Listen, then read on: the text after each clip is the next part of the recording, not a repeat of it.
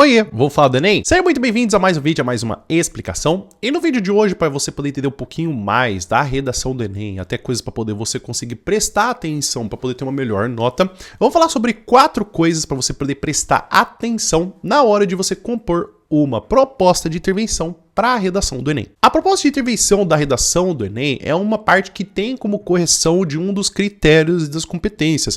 É por isso que muitas pessoas ficam sim preocupadas de poder conseguir criar uma proposta de intervenção, porque é uma obrigatoriedade específica do Enem. Logicamente que você pode fazer de várias formas ou de vários jeitos, mas aqui eu quero falar sobre uma coisa, algumas 4 coisas que podem te ajudar a compor uma melhor proposta de intervenção, porque às vezes você pode estar ou esquecendo ou achar que não é tão importante de prestar atenção. A primeira coisa delas vai ser o uso de conectivos. O uso de conectivos ajuda você a estabelecer que uma ação ela deve ser feita, porque uma das coisas que é corrigida quando você fala proposta de intervenção é de uma ação que ela impõe algo que deve ser feito, assim como uma sinalização do que a gente vai ter do modo meio e do efeito finalidade. Esse uso de conectivos facilita a vida do corretor de conseguir encontrar o que você está estabelecendo como modo, como ação, como agente, como finalidade e como detalhamento. Então, preste atenção para ver se você está utilizando conectivos ou construções de frases que fica fácil do corretor achar o que é o que na sua proposta de intervenção. O segundo ponto é uma parte muito interessante porque você pode resolver isso de forma muito fácil, que é o detalhamento de pelo menos um dos elementos da proposta de intervenção. Eu sempre aconselho que os alunos façam o detalhamento do agente porque já é muito fácil de você fazer isso direto, que nem, por exemplo, o Ministério da Educação, órgão responsável pela educação nacional, ou o Ministério da Saúde, órgão responsável pelo bem-estar nacional. É uma coisa muito fácil de você fazer, mas não necessariamente você precisa fazer um detalhamento que seja uma explicação de alguma coisa. Ele pode também ser uma exemplificação. Que nem, se você no meio está falando por meio de palestras em plataformas virtuais de comunicação, você pode colocar, por exemplo, o Skype e o Teams, que aí quando você utiliza esses exemplos, eles vão ser colocados como um detalhamento de um dos elementos da proposta de intervenção. Então, o detalhamento da proposta de intervenção pode ser ou explicação ou exemplificação, mas você precisa fazer pelo menos um.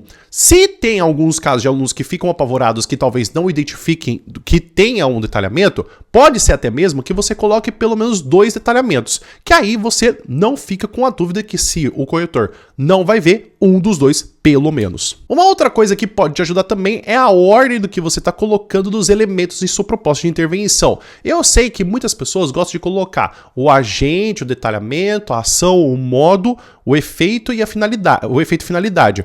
Essa é uma forma muito fácil porque o corretor já vai fazendo com que ele vai anotando. Tem pessoas que gostam de fazer o quê? De colocar a ação, depois o agente, depois o que vai ter a finalidade com o modo meio e o detalhamento. Não existe uma obrigatoriedade do que você tem que colocar na ordem. Realmente, a ação é um dos elementos mais importantes do que tem a proposta de intervenção, porque o agente vai falar da ação, o modo e meio vai falar da ação, a finalidade, o efeito também chega para a ação e o detalhamento pode ser da ação ou não necessariamente precisa ser. Mas eu acho que também quando você faz essa organização bem feita, fica muito mais fácil para o corretor, para ele poder conseguir te dar essa nota e conseguir achar esses elementos. Então, tome cuidado para se você quiser fazer uma ordem que não seja de agente, ação, modo meio, efeito, finalidade e o detalhamento de uma das ações, que fique muito claro para o corretor para quando ele for corrigir o que é o que na sua redação. Então, essa ordem poderá ajudar você a ter mais pontos. E por fim, uma coisa que vai escapar e vai até mesmo passar do que tem do parágrafo de conclusão,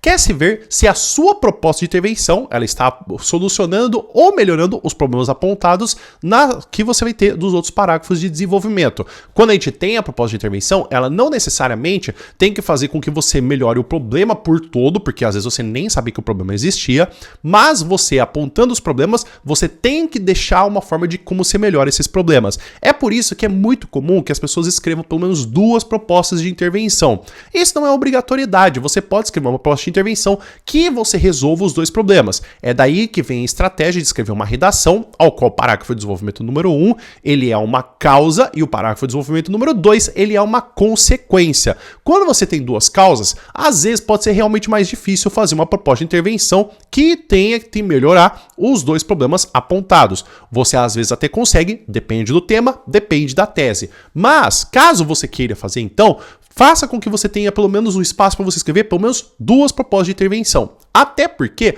quando você escreve proposta de intervenção, a nota que você vai receber da competência 5, ela é sempre referente a você fazer com que você tenha uma das propostas de intervenção mais completa. Então, se uma das propostas de intervenção você tem 4 elementos e a outra proposta de intervenção você tem 2 elementos, a sua nota vai ser baseada no que você tem dos 4 elementos válidos. E os 2 elementos válidos não é considerado para a pontuação, porque a competência 5 é de enumeração da existência dos elementos da proposta de intervenção.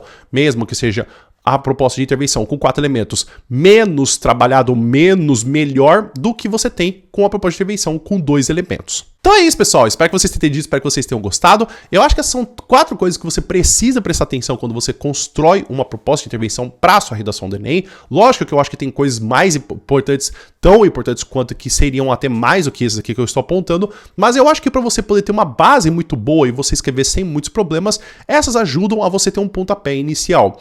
Inclusive, o que você acha que você deveria também prestar atenção na sua proposta de intervenção ou que você não consegue melhorar? Escreve aqui nos comentários, por gentileza. O vídeo vai ficando por aqui. Muito obrigado por todo mundo que ficou até aqui. Espero que você tenha um bom dia e a gente se vê no próximo vídeo.